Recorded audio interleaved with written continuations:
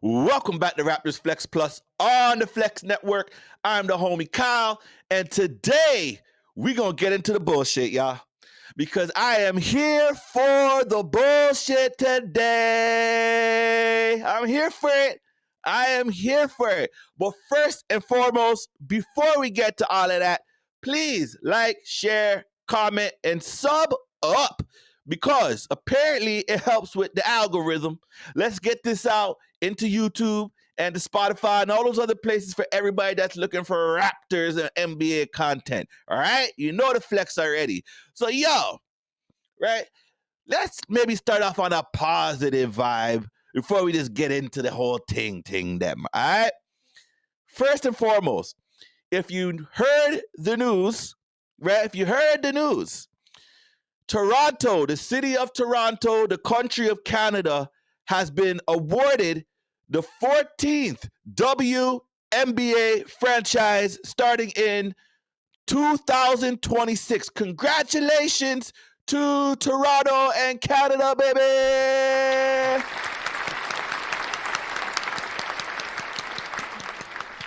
Big it up, big it up. Now listen, man. Women's basketball, women's sports in general has just like taken like a big interest, like a big spike in interest, yo. A big spike in interest, yo. If you're talking about the PWHL, right? The hockey teams now, they got a women's league, respect to them.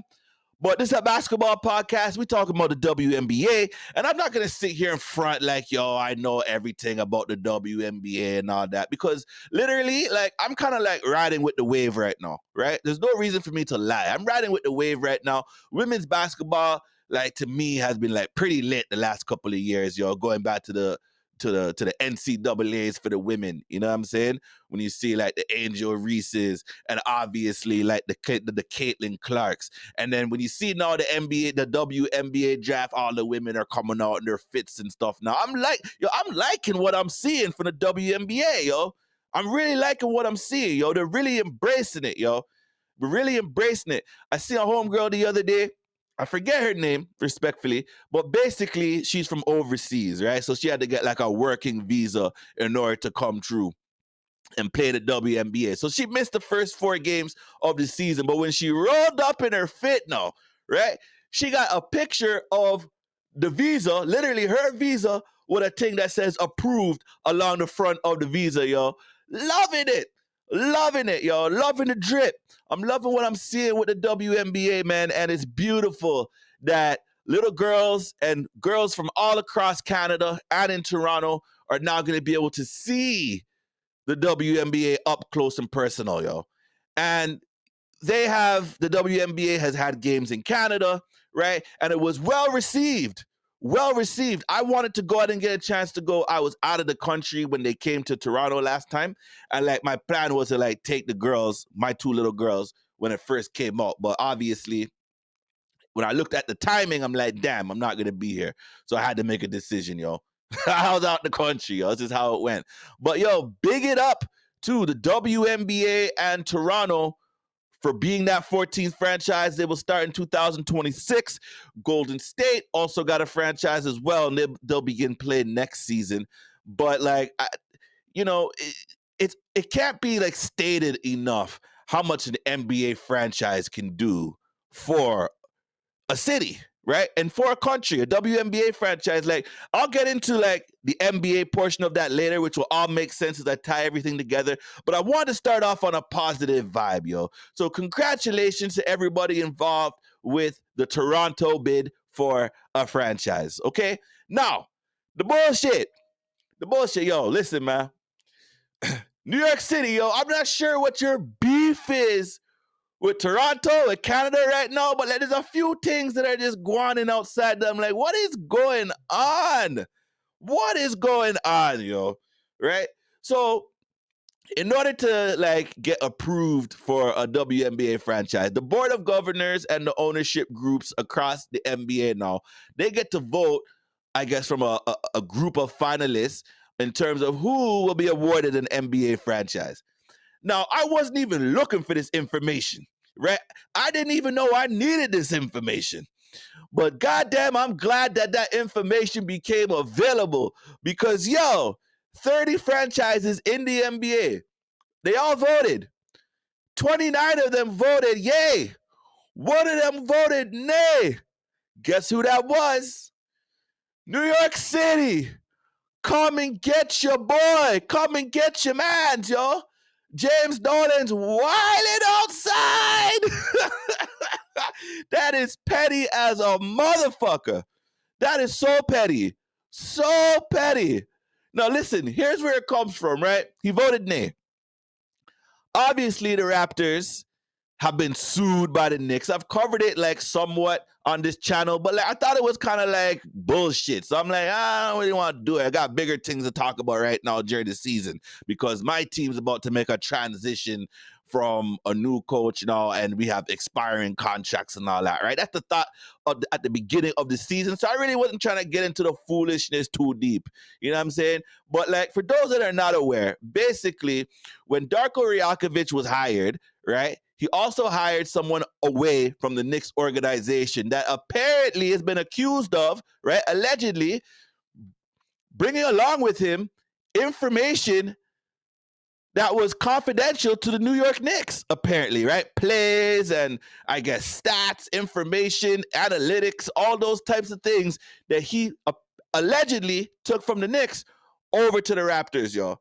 And James Dolan and the MSG group, they went and they went and put a lawsuit against Larry Tannenbaum, Maple Leaf Sports Entertainment, Masai Ujiri, Darko Rajakovic. It's a mess, dog. It is so messy. But yo, if you truly feel like someone did you dirt, right?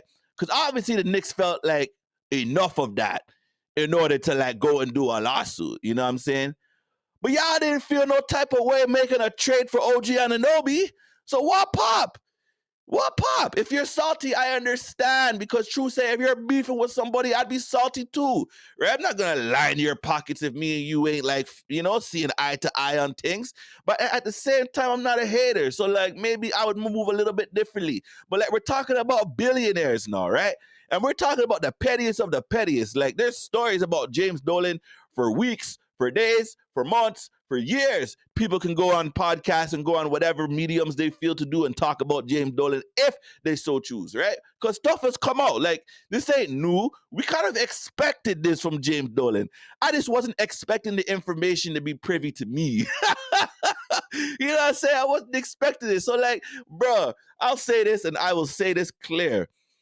Bruh, I am not mad at it, dog. I am not mad at this low-level pettiness thing from a billionaire. I am not mad at it, dog. And I'm here for it, too. I'm here for it, too. But, yo, you ain't keep that same energy when y'all when y'all did make the trade for OG Anunoby. Y'all ain't do all that, right? And it's not coming from a place of hate. Because, listen, when I was young, I used to travel to New York all the time, right? Because I had family there, right? My family's here in Canada, but we had family in like New York, Florida, all these different places, right? But New York was like a yearly trip, Labor Day. You know what I'm saying? Labor Day parade. All the West Indians are outside on Flatbush. You know what I'm saying? So like I remember being around the vibe, you know what I'm saying? I remember being around the vibe in Brooklyn, And like I like them times is like there wasn't like online shopping and all these types of things. So like you would go down to New York to get your fresh gear to come back for the first day of school. But really and truly, you're missing the first day of school because you're traveling on that day back from New York. So I would always show up on the second day of school in some fresh gear, dog. Like my little purple jeans with my Malcolm X hat, dog. I'm telling you, things that they didn't have here. So like, I got mad love for New York. Mad love for New York. The city of New York, I ain't got no issues. You know what I'm saying? In fact, the Knicks itself, I used to actually like the Knicks, like before the Raptors became a thing, right? Because, like, yeah, I kind of liked Michael Jordan and everything, but like, I was always the guy that went against the grain. So, like, I want to see you beat Michael Jordan, right? So the Knicks went through like some real crazy series, early '90s, mid '90s with the Bulls, right? Michael Jordan, the Bulls. They could never get over the hump, but like, God, you remember those series? Like, those are some of the things that, as a young basketball fan growing up, I'm like, yo, this is lit. I like basketball, watching these series, right? And then, of course, the Knicks going back and forth with the Pacers in the 90s as well, yo. Spike Lee and Reggie Miller. Reggie Miller, what, 8 points in whatever seconds, 10 seconds or something like that. I'm telling you, these series were wicked, dog. I used to love watching the Knicks because, yo, they were like, for me, originally, they were like the real grit grind team, right? The real grit grind team, muscle you down. Anthony Mason and Charles Oakley and Patrick Ewing, all these guys. You know what I'm saying? They had bruisers, dog. Bruisers. That was the type of basketball I came up watching. And then when you go a little bit further in the 90s, now to like early, not even early 2000s, in the 90s, late 90s, you had those series against Miami Heat, dog. Wicked series, always go the distance. So like the Knicks were always a team that I respected. You know what I'm saying? They're always a franchise that I respected as a kid because I don't know all like the ins and outs of ownership back then. I would like there's no internet, you know what I'm saying? No social media. I don't know what's going on, dog. But just from like a pure basketball standpoint, I had respect for the Knicks, had respect for New York City, just going there a lot as a kid. And then even as I got older, I used to travel back and forth to Manhattan and the Bronx upon the 2 train. You know what I'm saying? One train get you from A to B, dog. So like, listen, New York City, no beef. But come and get your mans. Cause he's petty as fuck and he's wildin', bro. He's wildin'. Like, what pop? What pop? But it's hilarious at the same time. It's hilarious at the same time. You know what I'm saying? So like, I don't know. I'm not mad at him for like going on the way that he was going on, that he ended up going on. But like, the Toronto got a WNBA franchise. So like you ain't really like hurt us with this. You know what I'm saying? It didn't phase us one bit, dog. We're laughing at you. You know what I mean? We're actually laughing with you in this point. But at the same time, we're laughing at you because it's nothing. You know what I'm saying? It's nothing. We got a franchise, you know?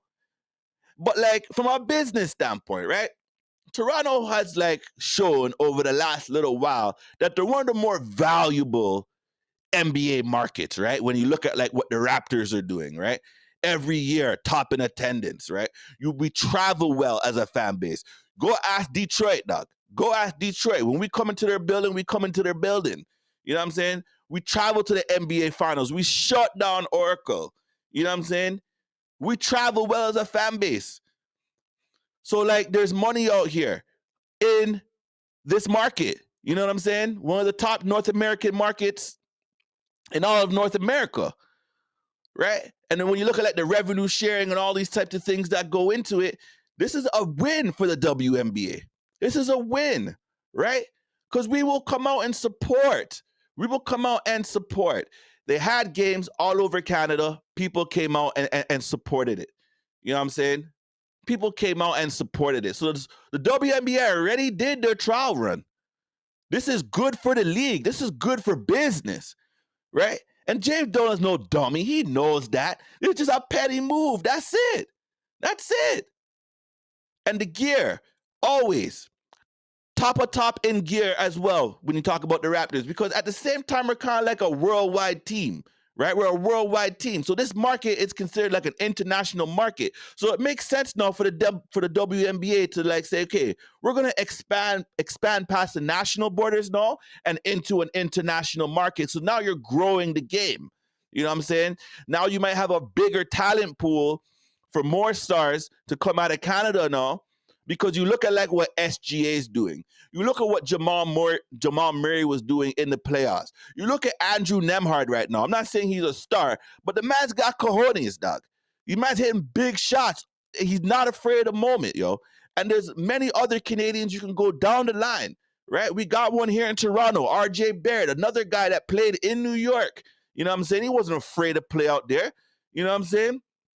But nevertheless, WNBA now have a chance, again, tap into a new talent pool, because these young girls out here, they're now going to be able to see their stars right in front of their eyes, right? Right in front of their eyes, because nowadays it's like you got to travel. You got to cross the border to go and see somebody, right? But I love what we're doing with this because majority of the games will be in Toronto, but they're going to have other games in Vancouver and in Montreal and stuff. And that's going to build up interest in the sport in Canada. This is a no-brainer. No-brainer. Big move by the WNBA and the NBA Board of Governors for making this happen, right? But James Dolan, boy, ooh, boy, you are a petty man, boy. You are a petty man, right? And listen, man, I've been hearing as well, just to digress for a second, there's a reports coming out saying that, yo, OG Anunoby might test the market. Might test the market, right? And that's what the Raptors are worried about in terms of why they make the trade, because you know that, like, OG was probably closer to Scotty's timeline than a Pascal Siakam or whatever. And I always thought that OG just had a little bit more value in terms of what he brings to the court, because there's not a whole lot of players in the league that can do what OG Anunoby does, right? Play solid defense, basically 2 through 5, you know? You're not really asking him to guard a 5, but every now and then he can give you some possessions where he's guarding a 5, right? So he's valuable. And you see what he did for the Knicks, right? And sidebar, right? Because, again, like I said, no hate on New York, right? This is a James Dolan thing.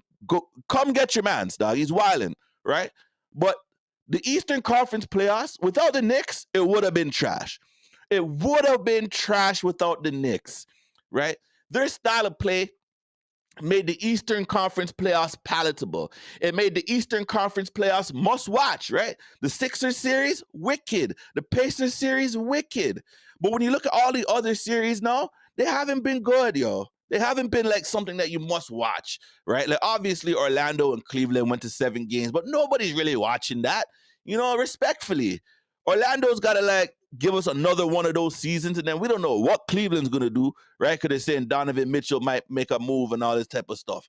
Nevertheless, at this point in time, like, it's no shade against New York City, yo. No shade.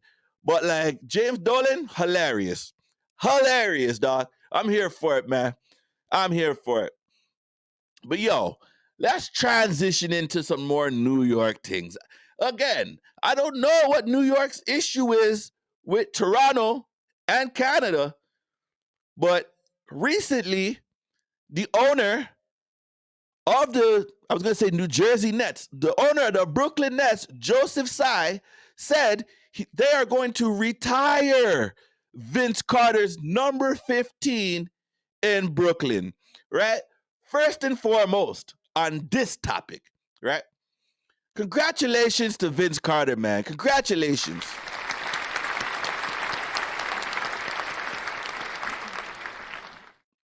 Now, maybe the Nets are a little salty. Maybe you're a little salty because VC said, with the quickness, by the way, right?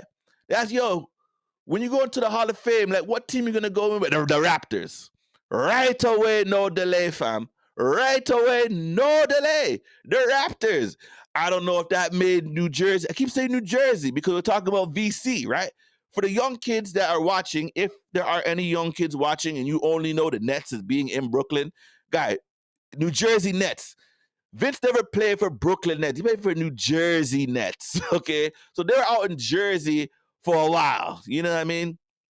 For like the longest, yo. Julius Erving and all these guys played with New Jersey, right? Jason Kidd played with New Jersey. But nevertheless, let me not digress from my point, right? He's going in as a Raptor, right?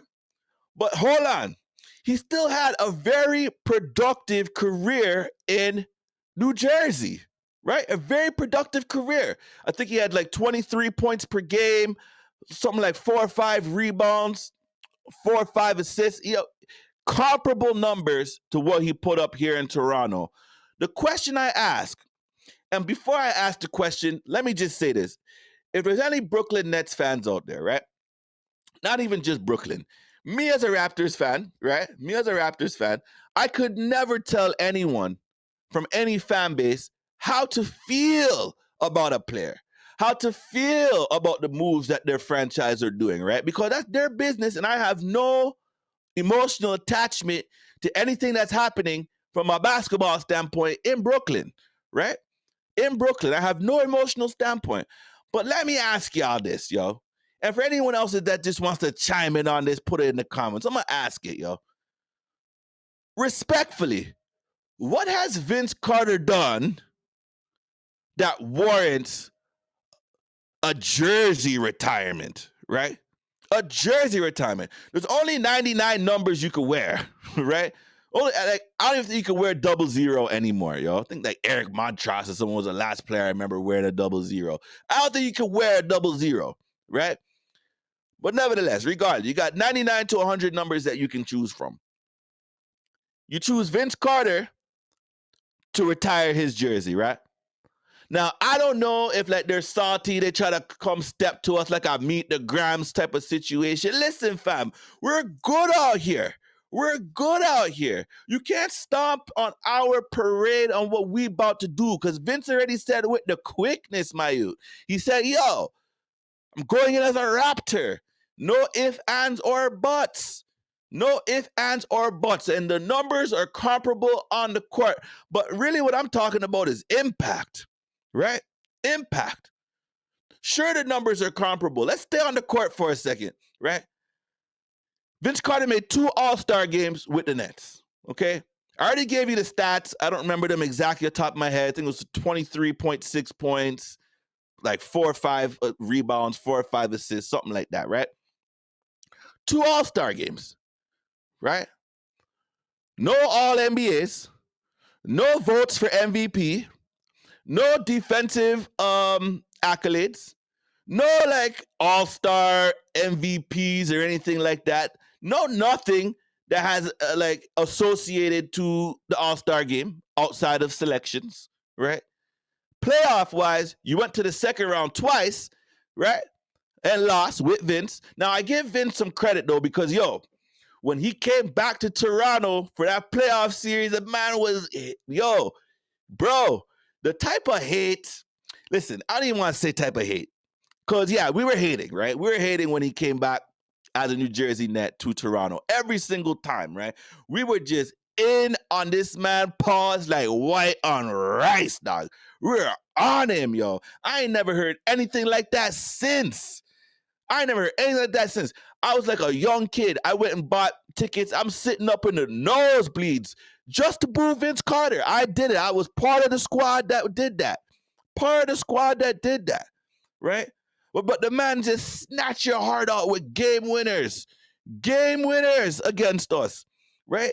If my memory serves me correct, we were the 3 seed. They were the 6 seed in that playoff series, and they done us off 4-2, right? Done us off 4-2.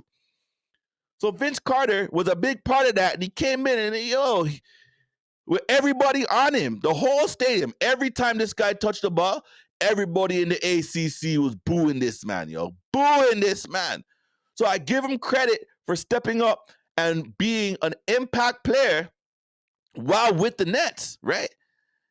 And also, if my memory serves me correctly with what I was reading, I believe he only missed like 11 games or something like that in his whole career with the Nets, which is crazy to think about the contrast from what happened with the Raptors in his last few seasons as a Raptor, right? And I'll get to that in just a second, right? But like, again, I'll ask the question, what has he done to warrant a jersey retirement? Because literally, I am clueless as to why the New Jersey Brooklyn Nets would do this, right? I'm clueless. And that's no shade, no hate on Vince Carter. The man obviously did something right in New Jersey, but as an outsider, I don't understand it because there's no real accolades, right? You were a solid scorer, right? You went to the second round of playoffs twice, but like this is like a franchise, New Jersey, that in the early 2000s, they were a real player. They were a real player. Went to the NBA Finals twice and lost, I believe, to the Spurs twice. Spurs and Lakers, I believe, if my memory, or it might have been the Spurs twice actually. I can't forget. I can't remember. But we look at a player like Jason Kidd now, who already has his number retired, right? And then you have like Dr. J. I wasn't around for Dr. J, but like any stories I hear about Dr. J, his slam dunk prowess, all them type of things. Like he was like the Vince Carter before Vince Carter, right? But it's not like the Nets drafted Vince Carter, right? Yeah, they didn't draft Jason Kidd, but he took them to 2 finals, right? He was like the quintessential point guard back in the early 2000s. He was the standard, bro.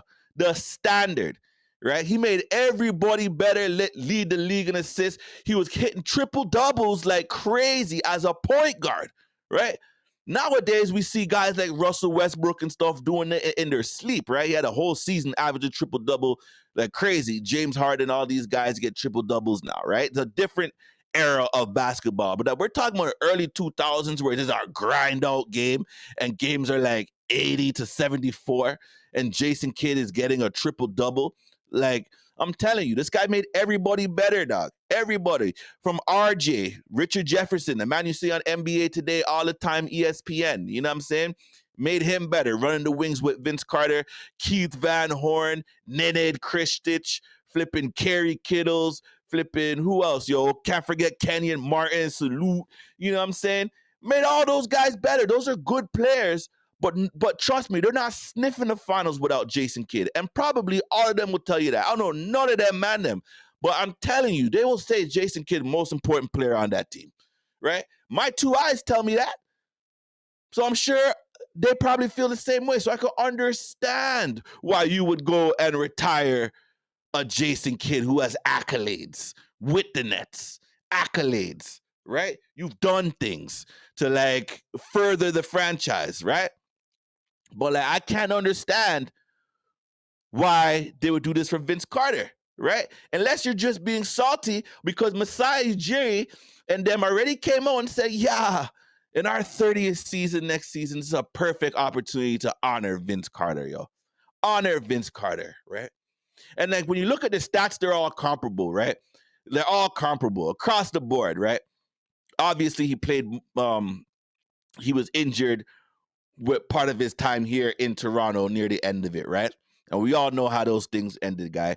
But like the Nets were just opportunistic trading for a player that was disgruntled at the time. And listen, man, you don't want to speak on nobody ill that is in the afterlife. But like, bruh, Rob Babcock, yo, he screwed it up. He screwed up the whole thing in the Raptors front office, yo. Screwed up the whole thing. Rest in peace to him. But bruh, we're talking about basketball. That front office was incompetent and did not understand the value of a player like Vince Carter, especially when Glenn Grunwald and these guys set it up perfectly for you, dog. Perfectly. Vets were coming to play here, yo. Vets were coming to play here. Muggsy Bogues, Del Curry, Antonio Davis, right? Charles Oakley, you know what I mean? Kevin Willis, guy, Doug Christie. I'm telling you, yo, it was set up proper, right? And then they drafted guys like T-Mac and stuff like that. Rob Babcock, that trade for Vince Carter, I'll never forget it and I'll never forgive it, right? Over time, it's like, okay, whatever. Like, it happened. But like, bruh, Alonzo Mourning didn't want to play here. I think it was like Eric Williams. Who is that? Like, respectfully, I know who he is, but who is that when we talk about Vince Carter, yo? And then like some other draft picks and stuff. I think like Aaron Williams was in there. I don't even remember exactly. But bruh, it was not a fair value trade for Vince Carter. So the Nets were opportunistic and they went and got him.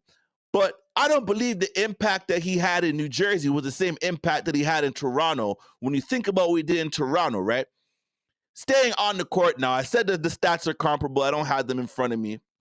But believe me, they are comparable. I looked at them, right? But then when you look at what Vince Carter did, right? All NBA second and third team. Didn't make any All NBAs with the Nets. Not one. He had MVP votes. He was on the ballot, had MVP votes here in Toronto. Here in Toronto. Slam dunk champion. Shut it down. Shut down Oracle again. All we did was shut down Oracle. All the Raptors did is shut down Oracle. You know? First time ever getting the Raptors to the NBA playoffs. Rookie of the year. First time they win a series in Toronto. These are impactful things that are happening. And we were this close. Yes, this close means nothing.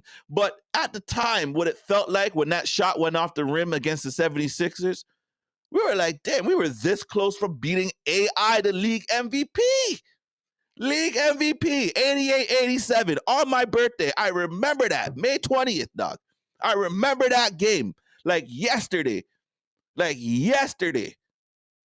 In my basement in Scarborough, dog. I remember it. I'm telling you right now. And true say, yo, no doubt in my mind that we would have went through and beat the Bucks that year and maybe got into a finals, yo, and played the Lakers. Now, the Lakers probably would have stomped us out. But regardless, right? Regardless, the optimism around what this, like the trajectory of this franchise at that time was unprecedented. And it got a whole lot of young kids into basketball. And that's where the impact comes off the court now, right? Because when you look at all these mans now, young players, big mans, even like Tristan Thompson, these guys, Corey Joseph now that are in the league or that have played in the league, have said how important Vince Carter was to their childhood and their introduction to the game, right? They had a guy that they can go 41 home games, pick one and go.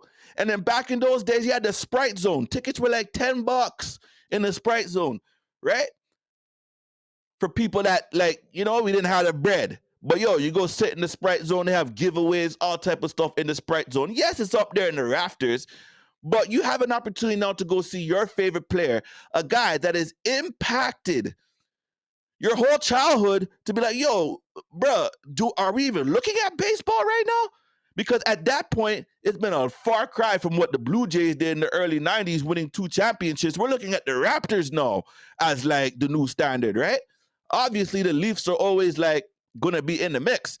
But the most popular sport amongst youths back in them days, I'm telling you right now, is basketball. And you're seeing it right now from what's happening in the NBA in terms of impact from not just Vince Carter. Obviously, it's a team thing.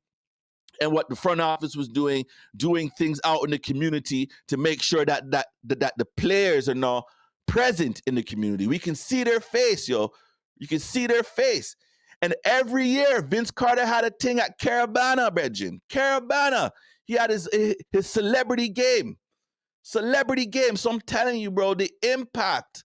Because now you see man's like doing like OVO Fest, all them things now around Carabana time. Like it became a thing now to have events in our culture, right? As a young Canadians, because you know, a lot of our, at least in the Toronto area, a lot of our parents are like immigrants, right? So like we're like, you know, first generation Canadians. Mind you, there's many other Canadians have been here for a while and everything, but I'm just saying, right?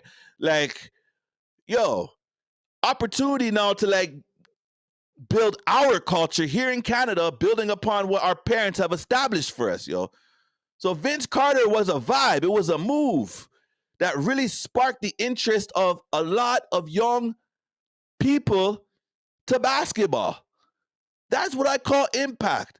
And not even just within Toronto, it expands because every preseason, the Raptors are playing games somewhere in Canada, doing training camp. They still do this to this day, right? But I feel like it started with Vince Carter, yo, where they're showing Vince Carter in Winnipeg, in Halifax, in Vancouver, in Montreal. Like, you know what I'm saying? Like, yo, they're going out there and they're seeing the Raptors. They're seeing Vince Carter live in front in their face, right? And not even just to mention that, in the early 2000s, Vancouver was still Vancouver. So there's at least 2 games you go play in Vancouver now, play against the Grizzlies. And Vince Carter, don't get it twisted. As much as those fans probably love the Grizzlies because they had Sharif Abdul-Rahim, they had some other guys playing out there too. But Vince Carter, bro, he was doing it. He was doing it. He was doing it. He was the man, not just in Canada, even over the border. When you talk about mans like KD and now saying like, yo, Vince Carter was my favorite player when he played for the Raptors. Are you guys crazy? Tell me the impact that Vince Carter had in New Jersey. And that's not to downplay it. But yo, we are going to do something special for Vince Carter because of the impact, not just on the court, which I outlined for all of you, that exceeds what he did in New Jersey, just from an on the court standpoint, right? In terms of accolades and all those types of things, but the things that he did off the court. And this is why I say to like a lot of people, a lot of young people, or even not even young people, even people still my age and stuff too, right? I'm a grown ass man, right? I'm not a little spring chicken. But like people that still have like that disdain for Vince Carter, right? That disdain for Vince Carter. Like you cannot like you cannot deny the impact that he had on this country, yo. On this country, right? And for some of them, they grew up in this era where all they knew was hate for Vince Carter. That's all they knew, yo. You grew up with your daddy hating on Vince Carter, right? So like you just grew up with that hate. You grew up with your moms, your uncles, whoever, your grandpops hating on Vince Carter. Because what actually happened was it came from a place of love, yo. It came from a place of love. And then when it didn't work out, let's keep it real, yo. Heartbroken. Heartbroken, yo. Right? Sadness turned to embarrassment, that turned to pain, that turned to hate. Bruh, it happens, yo. We were immature as a fan base, no matter how old you were when the Raptors first started out. You could have been 45, you could have been 65, you could have been 5 years old, you could have been 17 years old. It doesn't matter. We never had an NBA franchise in Toronto to call our own. So we were like a little bit immature as a fan base at that point in time. A little bit immature as a fan base. But over time, it healed. It healed, right? Because you realize you can't just walk around with all that hate because, yo, Vince Carter is a person, dog. He's a person. We were upset at the fact that his mom's got a parking space, so he's getting preferable treatment. But like, shouldn't you be doing that with your superstars anyways? You should be like treating them as a superstar, right? As they're putting in the work. It happens. It happens. And maybe we didn't know how to deal with that as a franchise. You know what I'm saying? We were mad because the man went to his graduation before a playoff game. That we still had a chance to win on a last buzzer shot, and it could have went either way. Right? We all experienced what happened with Kawhi back in 2019, where it bounced around the rim 4 times. Sometimes these things are just chance, right? It's not like Vince Carter took a bad shot. I seen this man hit that shot mad times. So we're mad because of that. Then we're mad because he got hurt, and we wanted him to play like on a bummy knee. Are you serious? This is why we hold in this type of disdain against Vince Carter for so many years. Let it go. Release. It's over. Look at all of the opportunities that Canadians are getting now in the NBA because of the impact that Vince Carter had on them. Look at what's happening now with the WNBA, right? We've built up a fan base here in Toronto that is worthy of a second basketball team, right? A second one. There's only now going to be 14 of them. There's mad other cities that want to get a WNBA franchise. We got one before them in Toronto. And you could probably trace it all back to those early 2000s, early 1999, right? When the Raptors traded with Golden State, we gave them Antoine Jameson for Vince Carter on draft night. All they did was swap hats. It was a 4-5. And to be honest with you, like, I'm a grown-ass man now. I still don't understand why we didn't just draft. I mean, why we just draft Vince Carter? Y'all can have Antoine Jameson. Now, I never really, like, look to go check and see. Maybe it's a money thing. I don't really know what it is, bro. But, like, it's not like, you know, the Raptors had, like, the 4th pick and, like, Golden State had, like, the 10th pick, yo. They're literally back-to-back picks, yo. But anyways, it doesn't matter, man. At the end of the day, we will do something special for him because of the impact that he had in Canada and worldwide. Worldwide. Never forget what Vince Carter did at the Olympics, dunking over the 7'1" man from France. Frederick Weiss. We only know his name because he got dunked on by Vince aggressively. And then KG almost got punched in the face after the dunk by Vince. God, I'm telling you, it's picture framed in my head, like the whole video of that. It's just there. It'll never leave. These are moments that we need to appreciate. These are moments. So, yo, y'all got to stop this, man. Time has passed. he deserves something here in Toronto. If the Nets want to step all over that and try to do something, like, I don't really know where it's coming from. And that's being honest, and I'm trying to be respectful about it. So any Nets fans that are listening, please tell me, what's the impact that like Vince Carter had in New Jersey that you feel like it warrants a jersey retirement? That's not hate. I just want to understand, because I'm a Raptors fan. As you can see, I'm a Raptors fan. And I understand what he did here. And that is going to be a retirement of some sort, right? A ring of honor of some sort, something along those lines. I'm struggling to understand what the impact was in New Jersey, yo, especially when it wasn't there on the court, yo. He didn't go to any finals, didn't go to even a conference finals, right? Didn't get any All NBAs, right? No real accolades outside of just an All-Star selection, right? Second round of playoffs. I don't know. But anyways, that is my take on the bullshit, yo. New York City, come and get your mans. James Dolan and Joseph Tsai, come and get them. Because I don't know what they're doing, yo. But hey, maybe I'm wrong, right? I like to pay this from James Dolan. I ain't gonna lie. I kind of like that one. That's a slick move still. Kind of soft, but it's slick because it's so petty, dog. But the Joseph Tsai and the Nets, I'm struggling to understand that one. So, yo, put it in the comments below if you got a comment on that one. But that's about it, man. I give you long form content, long form, informative opinions.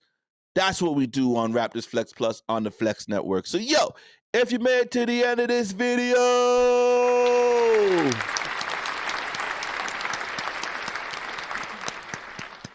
I appreciate you. I appreciate you. I appreciate you. And if you're not subbed up, please like, share, sub up down below. Because like it says in the ticker, how I get this?